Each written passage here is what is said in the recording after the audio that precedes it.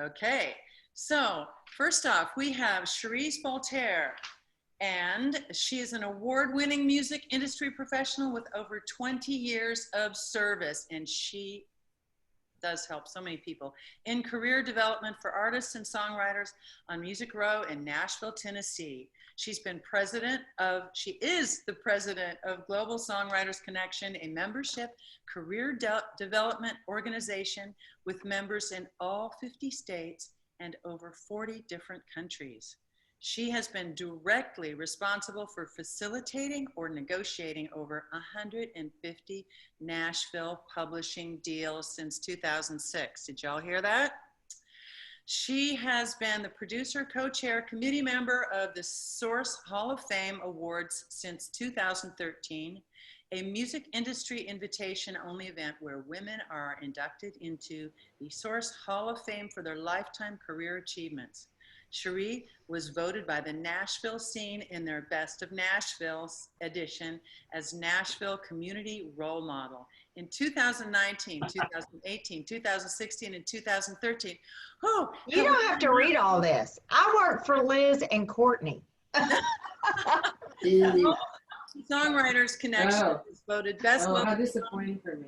Business in Summer County by Toast of Tennessee in 2017. Okay, well, let's check you out later. Good job, though, everybody. Really good job. Hey, Ian Crombie is here. Can everybody mute themselves except for the co-host? Hi, Ian. And why can't we see you, Ian? I don't know. He's hiding. He's been hiding all day. Turn up your audio. Remember you turned it down because of... No, I'm saying. You know what? You're plugged Hi, in. Ian. Oh, this one. Hi, Ian.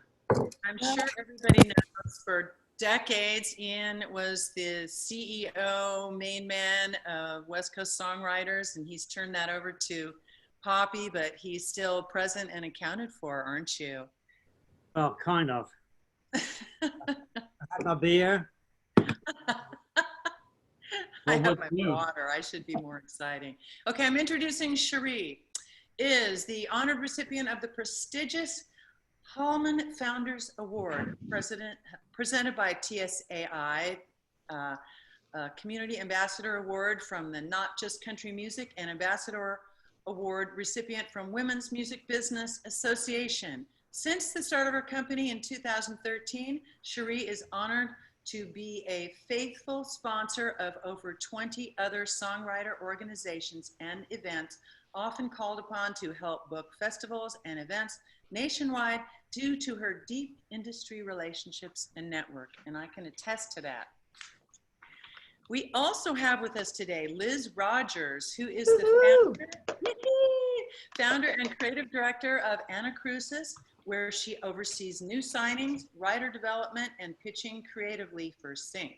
A graduate of Vanderbilt University, Liz studied music performance, musical theater, business, and education, and has applied those skills in jobs in experiential marketing and consulting. In addition to Anacrusis, Liz also is an independent music supervisor and has worked on several films and documentaries and is a member of the Guild of Music Supervisors. Liz is an advisor at the Entrepreneur Center and adjunct artist teacher at Vanderbilt University and serves on the board for SOLID, the Society of Leaders in Development, and the music committee of the Nashville Film Festival. She'll tell you a bit about that today too. Liz was recently honored as one of Nashville's 30 under 30 and was recognized for the Nashville Business Journal on the esteemed Power Players list of women in Music City. Woo! Okay, Courtney Allen. Woo! There's She started her journey in the music business when she was a junior in college. While attending the University of South Carolina, she moved to Nashville for an internship at Song Garden Publishing, where she worked with writers and artists like Brett Eldridge and James Slater. It was there that she discovered her love for songwriters. That's why she's here, and decided that she had to stay in Nashville, which happens quite often when people come here.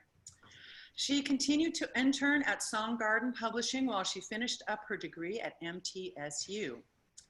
Middle Tennessee State University. During that time, Song Garden Publishing became Red Vinyl Music and Main Star Management, where she continued working with writers and assisted in day-to-day management of country artist Brett Eldridge. After she graduated, she worked in many different areas of the music industry, but found her true passion was to be working with songwriting community. After years of working on radio, Courtney began working at NSAI. During her time there, she was able to mentor many aspiring writers, and her passion to work back in publishing grew even more. In 2015, Courtney took the position of creative director at Starstruck, I have to slow down, Entertainment Starstruck Writers Group, where she managed their roster of writers and also assisted with their artists that are in development.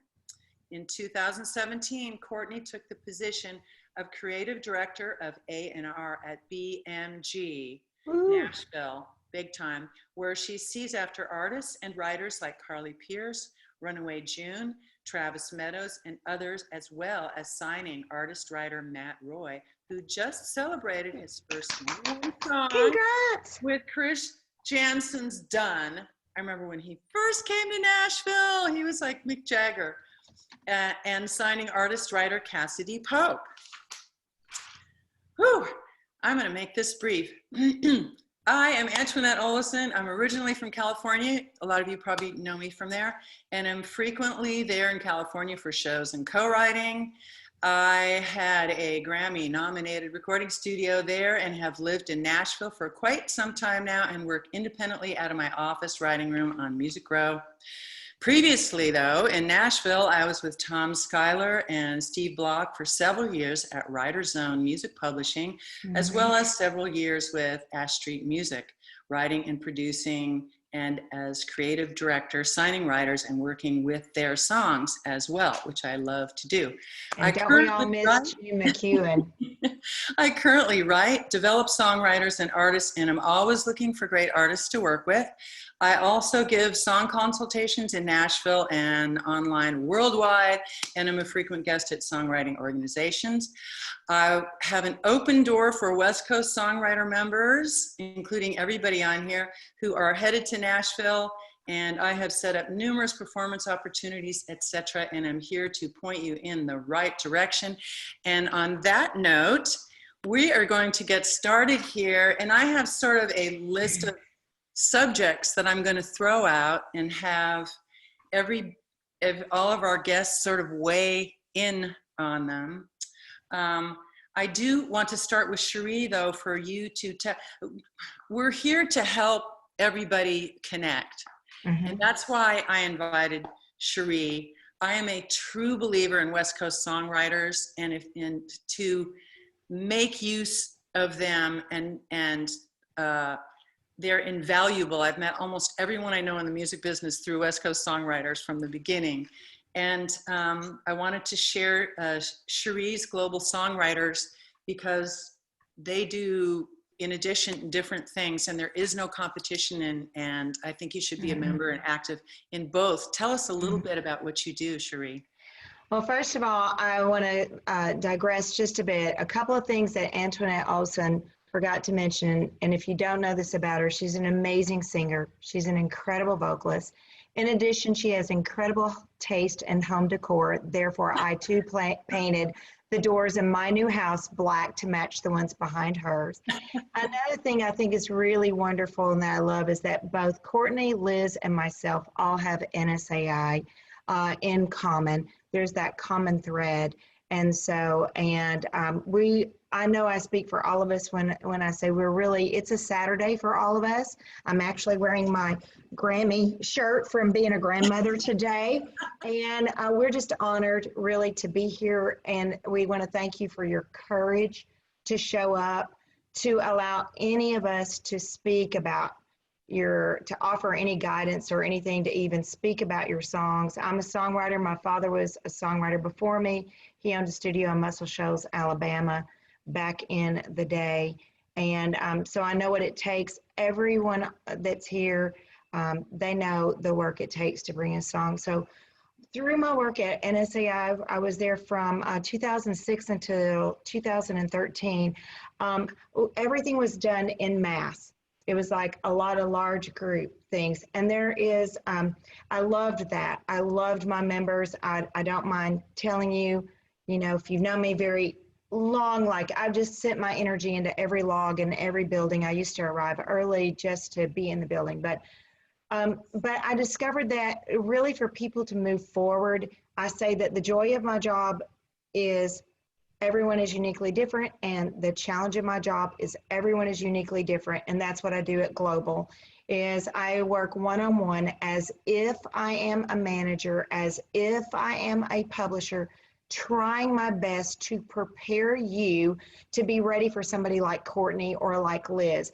And it's just my opinion, a good song is not enough. You need to have great relationships, an understanding of the business, an understanding of the stress load. I say I'm trying to train up publisher pain relievers. I want my members to be the pain relievers for publishers and to really understand what they need. And that's what we do at Global. We do have some group things. Regretfully, we're not doing our mixers this year, which I love doing and that kind of thing. But it's really just one-on-one digging in and making it happen. And we get really lucky and we do make it happen. And the reason isn't because of me. I'm just a facilitator and a connector. It makes it happen because my members are coachable and they're willing to freaking work their butts off in their life work. And so I just count it a privilege. And that's what we do at Global is get together. We have pitches to publisher. Courtney, Liz have all been featured in some of my many others. And I just feel like I work for Music Road trying to dig for treasure. So that's kind of what I do. Does that make sense? Yes, and West Coast songwriters and global songwriters, that's your first stop, not Liz and Courtney. Right. That is what prepares you. And I know we've got some major people on here. I just looked, we've got Michael McNevin and like I said, Tessas. I just saw Trevor Justice, all kind of people. Yeah, so, I see. Anyway, so you guys are already there, but anyway, that's your first stop. And so I think my first subject is relationships, and I'd like everybody to weigh in on that. There's what we have is kind of what I said we'd talk a little bit about is Nashville unwritten rules and what to do and how to make relationships. And one thing I'm going to say is, you know, when you're first coming to Nashville or whatever, is just listen, make sure your songs are what they need to be before you pitch or before you reach out to Curb Records or whatever. You have one chance to make a good first impression. And Sheree and I were talking about this the other day. Is time is of the essence. Do not take people's time. I have a saying, and that is the great thing about Nashville is everybody's so nice. The bad thing about Nashville is everybody's so nice. So you'll go in and you'll have a meeting and you'll sit in there forever and talk and everyone will be so nice and everything like that. And you'll leave there thinking, oh my gosh, I'm getting a cut or a record deal. And what's going to happen is you'll never get a meeting again because you stayed there too long and you took up too much of their time, right? So time is of the essence. And even when you're leaving a phone message, you say, hi, this is Antoinette Olesen. My number is, that's the first thing you tell them, clearly, very short message, that's it. So Liz, what do you have to say about that, like, or Courtney, about making relationships? In terms of like first reach outs and like kind of first like cold emails and things like that? Yeah, or just you're let's say you come to Nashville and you meet you or something like that, or yes, when somebody first reaches out. Yeah, I think this is something that applies to so many different things, especially even within the music supervision world. But do your research before you reach out to someone. Really understand what it is that they do, what artists they already work with, what genres they work with, what areas of the industry they are in, so that you're not just blindly reaching out on your behalf, but really serving the person that you're reaching out to. I think it's really important that, I do that on a daily basis when I'm reaching out to supervisors, knowing the projects that they're working on, really understanding what it is that they need, so that I'm not emailing them asking for a favor, which is sometimes what it feels like when I receive cold emails.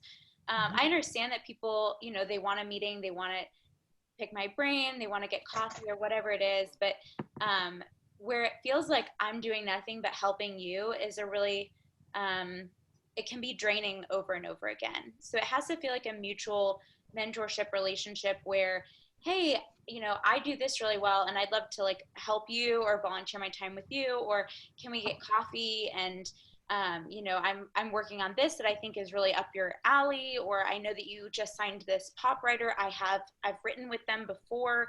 There's so many different ways that you can just tie in what it is that I already do with what it is that you're reaching out about. And that just makes it already more personable. And like, I can already, I can see myself responding better and having a better frame of mind just to meet with you, knowing that you put in the time before you emailed me. Very important. And I How think, about you, Courtney?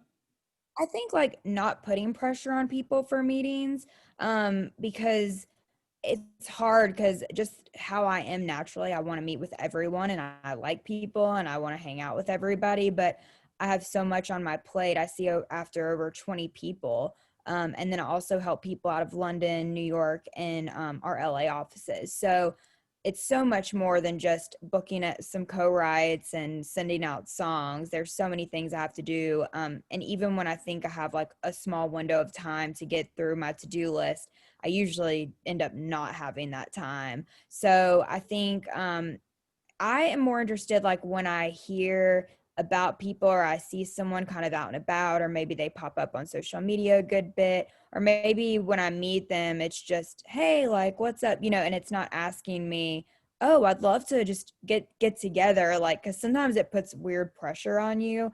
Whereas I find myself sometimes just being interested in people that are just out doing their thing, and then I want to know about them. And I know it's hard because like you get an opportunity or you meet someone and you want to figure out a way to connect. And that's also stuff that, like she said, we're doing on our own too, as far as like, hey, maybe I meet an artist, or maybe I meet a new manager. How do I approach them to where I'm not making them feel pressure, So I think it's just being kind of cool and not putting pressure on people is a big thing when you reach out. Because sometimes that can be a little off-putting if you have the same person like constantly asking you for a meeting, or you meet with them once and they're like, well, when can we meet again? If I want to meet again, I'll let you know that I want to meet again. So I think it's just kind of like self-awareness too. You know what I mean? I think that's a good bit of it as well. Right. And my thing too is, be interested in the person you're talking to. Some people, they come in there, it's just like, all they want to tell you is what they're doing, talk about themselves. I'm doing this, I'm doing that. And then the proverbial worst thing is the mother, my daughter, and or whatever. So Yeah. truly be interested. I've so many people have said, Nashville's not looking for a great song. They're looking for people they want to hang with and want to deal with, and that will come. So much of it is relationship based, which is why we all do talk to each other and know what each other is working on. And so even if you can't get to me or Sheree or Courtney or whoever, the people that you are getting to talk to us. And so it's the relationships that you're forming that matter. Every single relationship you're forming matters. Right. And so I'm going to speak like from the songwriter point of view, because I moved to Nashville because I was a singer-songwriter. I'd been touring all over the world at that time. And so, you spend so much time, energy, effort, and money to try to come to someone like a Liz or a Courtney or whomever, or myself, it's like, how do you really do that professionally? And every one of these women have touched on it. I say, be sincere. Sincerity gives, flattery will take. Sincerity gives, genuinely. That's when you do your homework and you gave of your time, like Liz mentioned. And then flattery, everybody sees that and knows that. I actually, through Global, do paid mentoring sessions with publishers for this reason. It actually allows you the opportunity to practice that process. It is a process when you're showing up because your soul leaves you no other choice. Liz knows that. She knows how that feels. She's here because her soul leaves her no other choice. She's doing that. Courtney feels the same way. Trust me, if any of us could have left it, we would have. It's because this is what we do. But what we try to do at Global is to teach you not to be a time taker, but to try to present yourself as a potential money maker and to be in business. And also don't look to just Music Row. Somebody did buy me this beautiful little magic wand-like thing, and I wave it just in case it helps. So I'm sending lots of love, magic, peace, protection, and provision. But my husband books talent normally all over the United States from people who've never had label deals. We've got a group, Taylor Red, 21 million views a week right now, going on TikTok, different things, and you can make a living. You can do, you know, this thing back here, that thing right there gave you the gifts and the talents that you have. Use them. Where there's 4 markets: local, regional, national, and global. Don't wait for anything. Somebody bigger than all of us gave you those gifts and said, hey, I flow through this. And I just really encourage you. The world needs music right now. Music brings unity. It breaks down the walls of division. So if anybody knows me, I am so not political, but I am all about the music. And so I just really encourage you to share your songs on social media, share your heart, your soul, be brave, be courageous, and let your music speak for you. I don't know if that helps you, but try to, we can practice and then be professional. Think that you've got, this is your business. Give thanks. I call it my Sheree sandwich. Man, give thanks. Be appreciative. Sandwich your little need, even if you even get to your need. It would be good if you don't even get to your need and you just make a great friend. These are amazing women that are here, and just even if you make a great friend, and then end with recognition. That goes back to what Liz was saying and Antoinette about doing your homework, and Courtney, all of them touched on that. Recognize them, because these women are behind the scenes every day. While one person stands on a CMA stage and gives a 1-minute speech, you know, these people help them to get there. So recognize their contribution and just be a friend. Make it a win-win. Does that make sense? Does that help anybody? And always be loyal when people have helped you. There are people who come into this town, and then you will hook them up with like 3 or 4 different people, and you'll be like working with them, do all this work. And as soon as you introduce somebody else, you know, they're like step on your head and like, okay, bye. Always be loyal. Everyone who's not a co-host, could you mute yourselves, please? Everyone who's not a co-host. I'm not sure who we're looking at here, but please mute yourself. Okay. Okay, I'm going to throw this out here. It's very important before you shop yourself for your songs that you know that they're ready to be, that your songs are there. And so my question I'm going to throw out to everybody is, what are your best suggestions to make sure for a writer or artist to hone their skills and make themselves a better writer, and how to be sure your songs are ready to pitch? I mean, I'd say play them for people other than your girlfriend, boyfriend, grandma, because you'd be surprised how many times people are like, well, I played this for my grandma and she said it's the best thing she's ever heard. It's like, of course, you know, like that's what your family's there for, and that's what they should do. Unless you have my mom, she's probably listening right now, and then she tells me the truth. But yeah, I think, you know, just listening to people that are experts. I mean, I know that there are places where you can get song feedback. I know Sheree does that.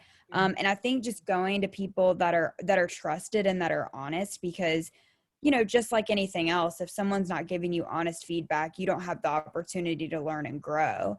And I think, you know, having people, right. And I think being open to that is really important. And knowing that you don't know it all, because I don't know it all. You know, I get songs in from my writers that I think are hits, and then I pitch them, and people are like, meh, pass. You know, it's all a lot of opinion too. So you also have to remember that it's like people are just giving you their opinions, but you're getting them from trusted opinions from people that do this every day, that know more than you do. And I think just not being in such a rush when you do have that opportunity, that you make sure that when you have the opportunity, it's right. I mean, I remember there was an artist that I know that had met with Scott Borchetta, and like he really wanted to sign at Big Machine. That was the dream. And he said to him, you know, what's the one mistake that people make with you? And he goes, when they get their opportunity, they blow it and then they never get it again. And, you know, whether you mean to or not, if you meet with someone and they're not ready, or you don't see that it's in a place where it's going to be ready anytime soon, you know, say 6 months goes by and they want to meet again, it's really hard to change your mind from what you already know.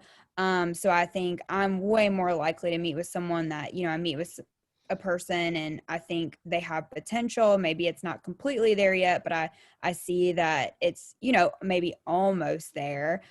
Or it's like, okay, this is someone that, you know, I need to sign. Even with the guy, Matt Roy, that I signed, he actually had publishing offers as a junior in college. And he said, I'm not ready. He said, I need more time to finish school and develop. And so I signed him the week he was graduating from Belmont and taking exams, and he knew enough to know that he just wasn't ready for that. And I think being aware of that is really important, because people be like, I got this song for you, it's a hit song, and it's like, man, I don't really think it is, you know? And so I think just being aware of like where you're at, even if you meet with someone, you're like, hey, you know what? I just wanted to meet you, but like, I'm not ready to play you music because it's just not ready yet. But when it is, I'll let you know. Like, to me, that just speaks volumes, you know? Yeah, absolutely. I think for me, from a sync perspective, I think one of the things is really looking into the music that is being used in television, film, advertising, trailers, and really being objective and comparing what you're doing to that. And just because someone, and I don't mean this in a bad way, but if there's a lot of people who don't understand the licensing world, who don't quite know where a song would fit, and they say, that song's, it's not right for us, but you know what? It's great for sync. And it really may not be great for sync. And I think trying to objectively listen to what is being used in some of the shows and TV shows, like TV shows, movies, things where you see your music fitting, and trying to understand, is my music really in this lane? Does it compare to some of these artists? Is the production value really there? Because production, I think, you know, that matters a lot more than just a demo, or from a songwriting perspective.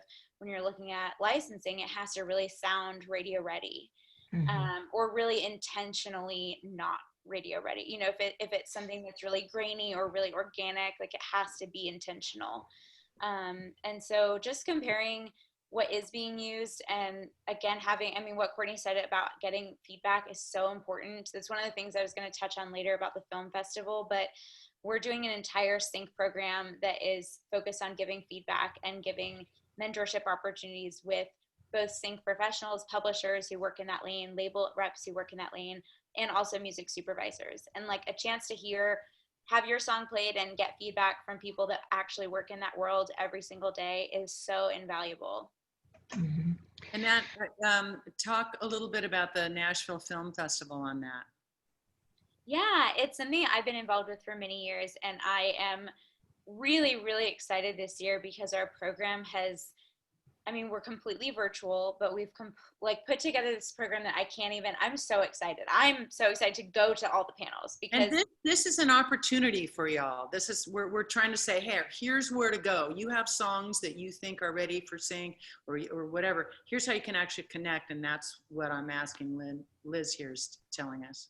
Yeah, so the film festival has, I mean, it's an incredible 200 plus films, but the music portion of that is really intensive focus on the music that ends up in both film, but also other mediums, so television, advertising, trailers, etc. And I mean, we have over 40 panelists, music supervisors, music industry experts, everyone who works in this world, speaking on different panels about different nuances and different niche things. And we're doing case studies where we actually show you a clip and then the songs that were being considered and why they chose the song they chose, as well as all the mentorship things that I was speaking about earlier. So I mean, I'm just so excited to go to all the things that I'm not actually on and hosting, because it's going to be really amazing.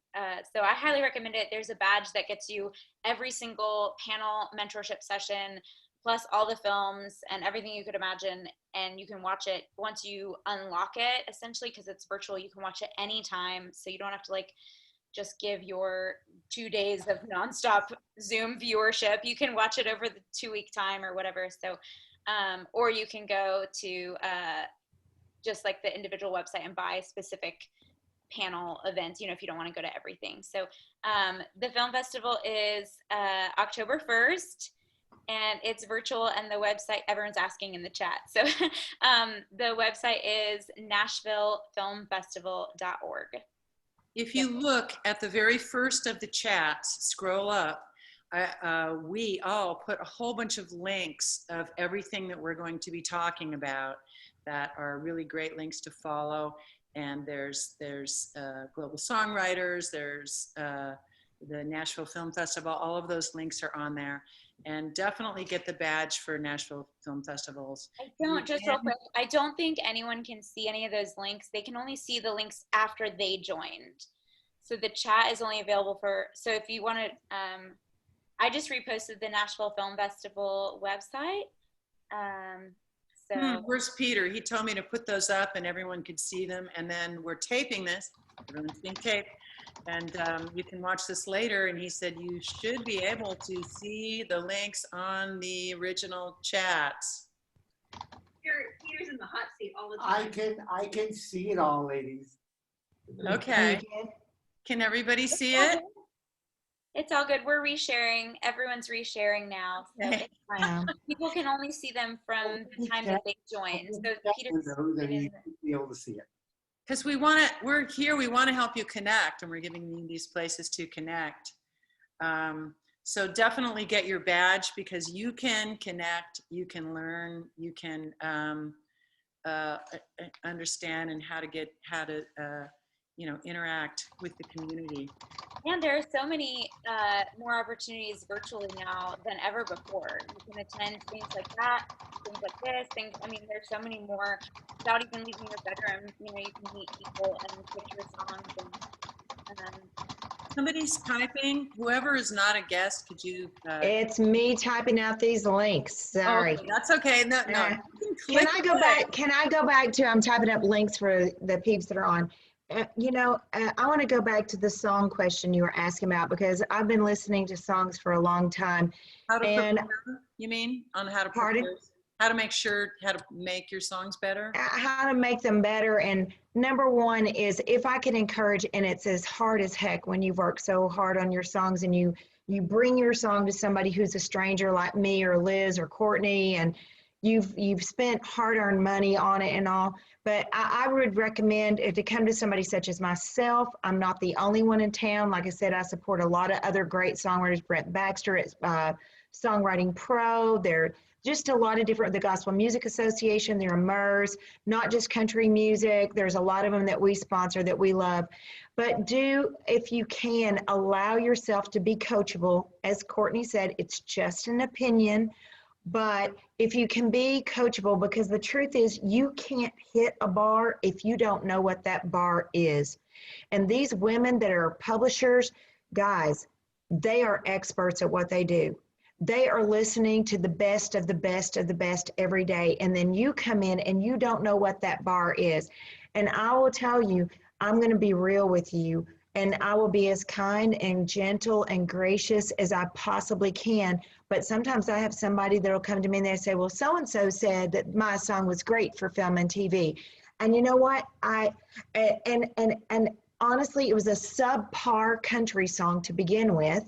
And that doesn't make it great for film and TV, just because they don't know what to do with it in country. I mean, we get so many, even really established publishers who basically send Guilty. I'm guilty. their songs that didn't get cut, and it's like the B list of songs that they just want to find homes for, they think can work in film and TV. If it's not a great song, it's just not a great song. Yeah. And it's hard to really get that through. Film and TV, it's not just like back catalog of songs that didn't work elsewhere. No. So And then I get to be the B, and a different, not the B catalog, but the B and the bad, because I really want to really get people across the finish line.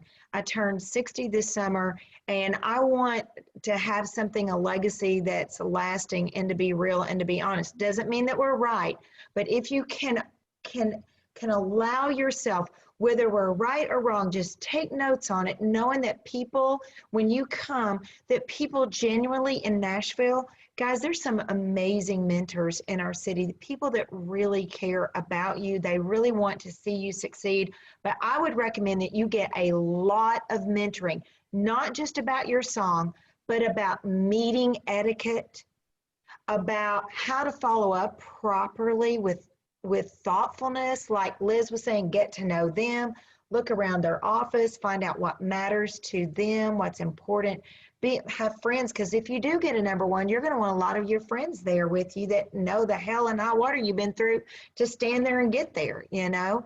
And so I am real with my members. Now it's private and it's one-on-one, but I also don't just want to tell you what to do. I try to show you how and help you understand why, so that you can duplicate that and then go use that with your strengths. So, because a lot of people will tell you what to do, and I've been around this a long time, but they don't really show you how to do it or equip you with tools to do it. And I have 3 words. I want to encourage, equip, and empower. Encouragement alone ain't going to get you very far, but equipping you with information will empower you, whatever your path is, whatever this thing is, to fulfill that.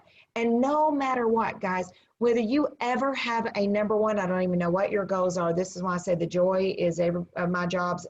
Everyone's uniquely different. The challenge is everyone's uniquely different. It doesn't matter. You give yourself the greatest gift in life. You will look back and there will be no couldas, no shouldas, no wouldas. And look at all the super cool people that are on here tonight on a Saturday night. And there's a name I think is a blast from my past. Somebody who may think I've forgotten them. Is that Trevor Justice that I know? And Susan Wagaman, I think that might be Trevor Justice that I know from years ago. Oh my gosh. Yes, it is. How's it going? How are you Sorry, doing? my lighting's not. I never forget a songwriter. I don't forget songwriters. Oh my gosh, it has been so many years and you're so freaking talented.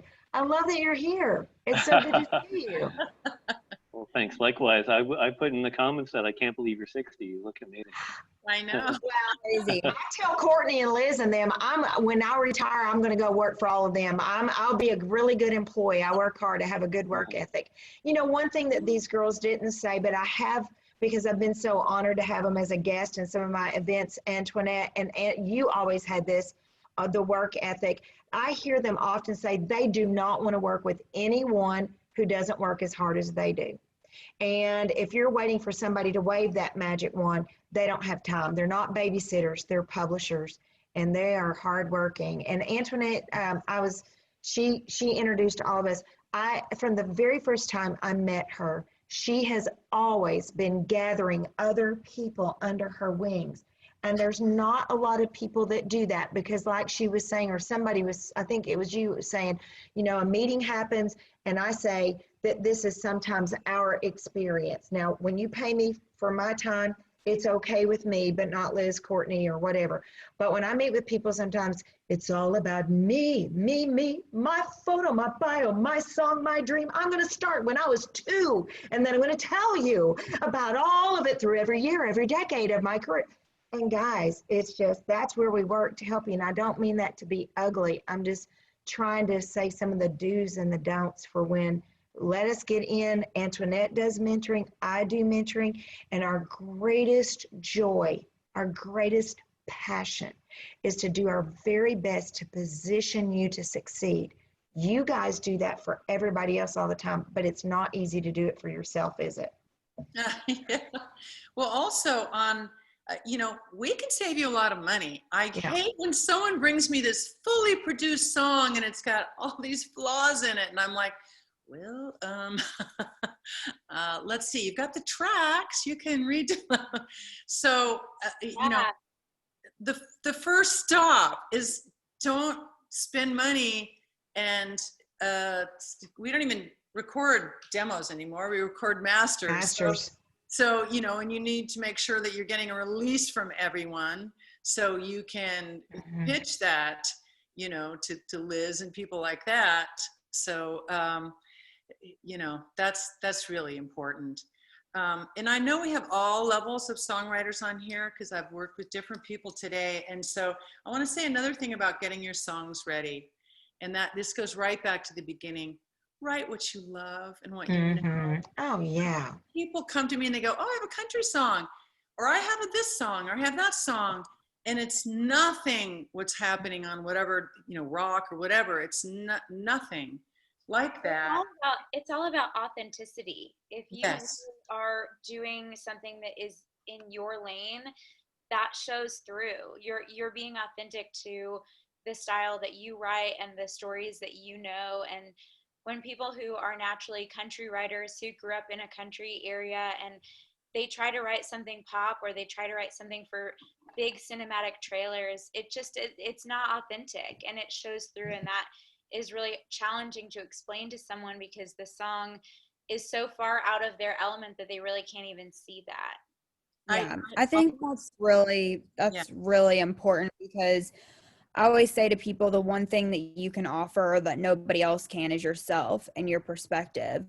And I think it is important to know the market that you want to write for, just like it's important for me to listen to the country radio and know what's going on there. It doesn't mean I like everything that's on there. It doesn't matter. That doesn't matter. It's like, it's my job to know the right songs to pitch to people and the right combinations for setting up co-writes with artists. But I will say, and even going back to, I'm so glad you said the thing about the demo, because people spend so much money on demos of songs that never should have been demoed. And at the end of the day, when I'm meeting with a writer, I want to hear the song, and you can dress things up in pretty production and strip it back, and it's a bad song. And you have to think about, especially in the country market. I mean, I'm sure this is much different for Liz with Sync because so much of that is production heavy, and that's just a whole different world. But when I think about artists going on radio tours and pulling out their guitar and playing something acoustically, that's how they're selling singles to radio a lot of times, and that's how the song is originally made and presented. And that's where I go, okay, there's something here that I really like, or okay, I can clearly hear that what you need here is some help with melodies, or it just really strips that armor away of like crazy production, and like you said, saves so much money. It's amazing to me when people come and they're like, hey, like I can't afford to do a bunch of demos, so like here's a bunch of work tapes like that I've done on my iPhone. I'm like, that's awesome, that's better for me to listen to. That's because there's a bunch. So good to hear. Yeah, there's a bunch of creative ways that if you get something, even now, like with demos, it's interesting. I was mentioned John Randall earlier. John wrote Whiskey Lullaby, Tin Man, so many songs. And we were on the phone the other day, and he said, it's so crazy. He said, every song that I've ever had cut has been off of a work tape. We were talking about demoing some of his songs, and I was like, really? And he goes, yeah. He's like, I was trying to think the other day if I ever had any songs that were cut from demos, and I haven't. And I was like, well, maybe we ought to just, instead of worrying about demoing some of these songs, maybe we should just get some really clean guitar vocals or a piano vocal. And I always say add some glitter. That's because I'm not a technical person. So I don't know what guitar part is this or all that. I'm just not that person. So if I think it needs a little more, I'll be like, oh, just have them add some glitter, and then you have something that's presentable, but it also, as it's being pitched to an artist or a producer, it leaves room for that producer to think, what can I do here? Because sometimes it can be very distracting when you have these crazy demos and then you play it for a producer filter and they can't even see through to what they would do with it and how they could make it sound in the studio. So I think that is like one of the number one biggest mistakes that I see being made, and it always pains me when people play me all these demos that they're so excited that they went to Nashville and did a demo session. And a lot of times, if you don't live in Nashville and you're not aware, you also go with these, studio musicians that have been doing it for a long time, and they cut you a deal, but they sound so cookie cutter. There's nothing inspiring about it. And, it just sounds like every other song, and there you are spending thousands of dollars on these demos and you have nothing to show for it, where you could have just done a great little guitar vocal, piano vocal, and a little work tape, and it would have been fine. Are you talking about John Robin? I don't know who that is. Sorry. Oh, I thought you said John Robin. I'm sorry. Oh no, John Randall. John Randall. Oh, He's a okay. songwriter. Sorry. I don't know. Okay, but I'll tell you a Randall. story. No, I won't tell you a John Robbins story. I might embarrass him. I got tons. Well, Can I tag onto something that Liz said that I think is so important, and that is being authentic.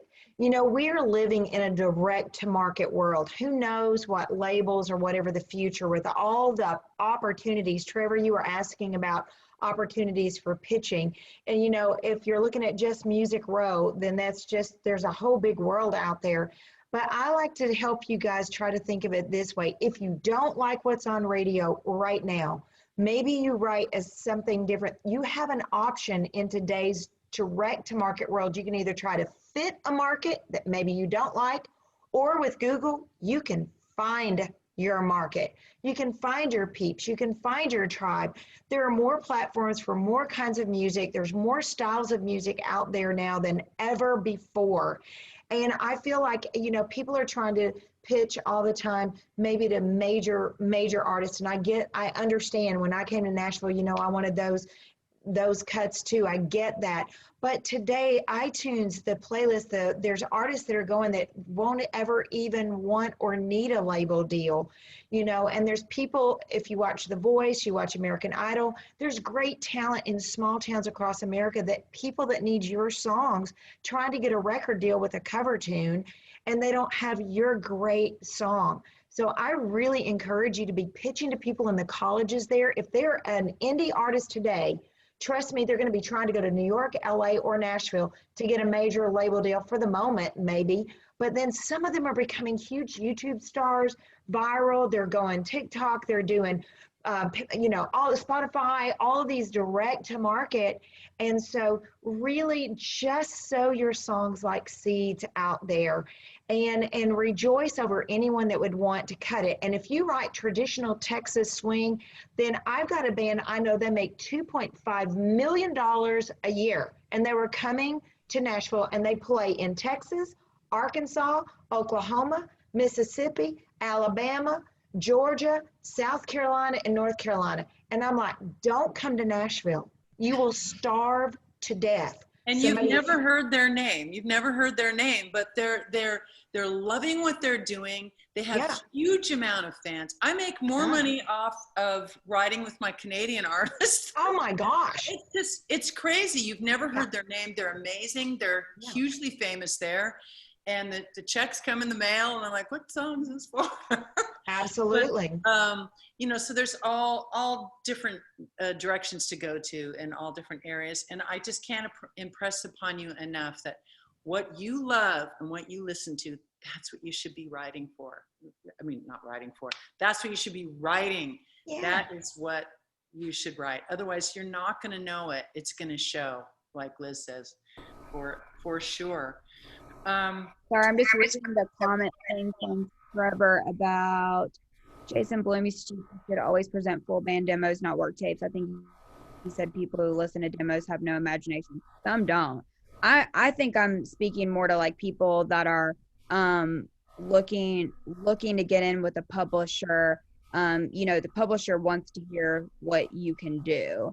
I think don't spend your money now. If you get a publishing deal and you guys want to demo songs, then let that be on their dime and not yours. That's basically, what I'm saying. And again, that's just my opinion and my experience. I have plenty of people that A&R people and artists that will cut things from work tapes. Some are, he's right, have no imagination, and sometimes you do have to map it out for them. But I think you just take it song by song. But for me personally, when I'm meeting with new writers that are looking for deals, which I'm assuming that's everybody here, I don't suggest you spending a bunch of money on demos. I suggest you showing what you naturally do in a stripped down version, at least for me in the country market when I'm looking to sign. I think in general, I always am encouraging my writers to at least become familiar enough with recording software that they can record a good, but like either guitar vocal, at least a vocal, guitar vocal or piano vocal, and then you don't need to be spending money on demos. You can get a really good sounding song, the good sounding recording that's just you or you and your co-writer or whatever it is, and something that's, it doesn't need to be fully shelled out money that you know, to hire musicians, that you can at least put together something that is presentable and sounds polished instead of an iPhone recording. And it also depends on what genre you're pitching for. Pop market is way, way, way different than, country. Yeah, definitely. Yeah, and so many of our guys are writing in a studio in the first place. Like one of the co-writers is working on the track during the session. So the day of mix, the work tape, if you will, is like almost radio ready. I mean, it's not right. What they want, but it sounds to the average listener like, wow, that's like done. So it's a very different world in general, but I think so many of our writers still send over guitar vocals, piano vocals at the end of the session, something that sounds really polished and could end up actually working in a like stripped down scene or something in television. But it's just what they did at the end of the session. So those are always really good skills to have, to at least be able to record your own vocals. It's so important nowadays, to be able to do that. But I can't tell you though how many times when I was working with major hit writers and they would we'd be working on a song and then they'd finish it and we'd have just like this work tape, and then the publisher would spend all this money to do this big demo on it, and I would pitch the work tape. They'd kill me if they knew that, but it was just what had the magic. It just was.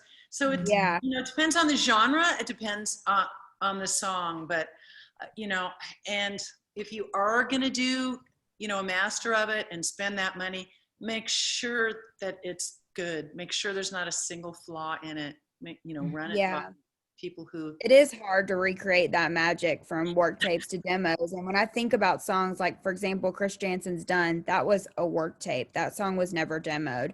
I work with Carly Pierce. I Hope You're Happy Now was a work tape. Runaway June, Buy Your Own Drinks was a work tape. I mean, it's like, I think about those things and, they never even had the chance to get demoed. They just cut them immediately because they could hear that they were a great song and they could just go in the studio and do what they needed to do with those to cut it. So I think you have to just take it song by song as well. And I think sometimes songs are great in the moment or not great in the moment, but if you just don't record anything, you forget about the song, versus like some of our writers send in stuff that they would never actually put more time into, except they sent it to me in a guitar vocal version that they did at the end of the session that actually sounds really great. And I hear through what they kind of gave up on. And I'm actually like, hey, if you could just retweak this one thing, this is actually a really great song. And I think having just a really good record of the songs that you're writing, as opposed to just an iPhone something that you lose and you never listen back to, having a record for all of just your own catalog, even if you're not signed with someone, it's so much nicer to have a clear, here are all the songs I've written if you're pitching to a publisher, to say, instead of just like, oh yeah, I wrote that song, it's on my phone somewhere, but you actually have a recorded version, even if it's just a piano vocal and it's in your, cataloged, whatever that looks like for you, is just really helpful. Exactly. I'm looking at some of the questions because we're getting towards the end.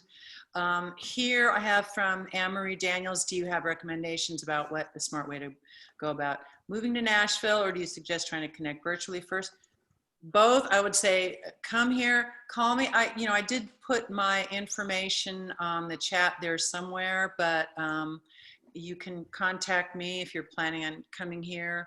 My email address is time, T-I-M-E, and the number 4, Nashville @gmail.com. And let me know if you're headed here. I've set up a lot of opportunities for people to play here and things like that. Or if you're going to move here, I suggest visiting here first and, give me a call. I'll point you in the right direction and away from the wrong directions. And let's see, does anyone see any other? I was just going to jump in on that. I think you can definitely start co-writing with people here, even while you're not here. Right. There are so many ways to connect now in this virtual world that it's actually sometimes we're finding easier to get sessions for some of our writers than it was before, because people are at their own home and at their own studio and on their own time, and they're willing to do that now. And we're not having to fly our writers to different countries and, wherever. So reach out and find writers that you're excited to write with, whether they're independent, unsigned, people you connect with in a chat room or a thing like this. Make connections with each other in these virtual sessions, and then find a way to write with them virtually, and start writing and working within the Nashville community before you come here. There is nothing like living in Nashville when you're a songwriter. However, our city for the moment is like the rest of the world, and it's often you leave family, you leave friends, and it's a sacrifice and expense to move. And right now, every performing rights organization is shut, most of the publishing offices. And so if the purpose is to connect, you can reach Antoinette or myself. She and I both, we create opportunities for you. I know that Debbie Champion, we sponsor that rounds as well and everything. And I mean, there's some writers around, but literally there's like 6 people sometimes that show up, because our city is, I mean, in a different, I don't know, it's just a really different state right now. So if your goal is to create relationships, which is why we're all here tonight, is to learn more about this, you can begin doing that. No need to like leave. Thanksgiving's coming up, Christmas, no need to leave family to come when everything's going to be kind of shut down for the moment. But I agree with Antoinette, man, come and visit. The city's amazing. Just know that it's a little bit of a different status right now than the normal status quo. So virtual, and I'm hearing that there are more pitches, more just like what Liz and both Courtney said, there's more co-writes going on virtually, there's more business being done virtually. I mean, my husband's business, I mean, he took a 60% pay cut immediately, and my business has gone up. We've been working, and I thanks to Liz and to Courtney who've helped me during this time. And Courtney especially has jumped in to check in on me. It's been a bit of a rough year for us. My mom and grandmother both got COVID and all this stuff. And I hope all of you are doing well. And I hope that your families and everyone is doing okay through this time. And just do stay with the joy of writing, of what you love to do. I do want to ask Liz and Courtney something, because I do the mentoring on this side, but I'm not actually in the writing rooms. But I understand that I know, especially in the pop market, like I work with Prescription a lot, they don't even give their people a demo budget. So we're talking the pop world. Their magic mix of a writer is having a producer in the room, an artist, and a writer. I don't know if that's the same with what y'all are finding. That's the same for us. Yeah, I mean, for me, it's writer by writer. I have writers that do not want to work with producers because they feel like they're in the room and they become a slave to the track instead of the track serving the song well. But then I have artists that feel like they need that vibe, they need that. So I think it just is writer by writer. It's interesting. Even Matt, who I was talking about, I always talk about him because he's my little angel signing. Your picture with him was so beautiful. I love him. So proud of him. But he's such a great writer. We've kind of infiltrated some producers in that I think are great, but they're producers that are actually songwriters at heart, not guys that are just sitting there making a track. He's like, why are we giving a person a percentage of my publishing and of this song, and they're not even writing? They're just like, we can just go demo a song instead. So we have a good mix of that. He's got a handful of producer writers that are actual producer writers.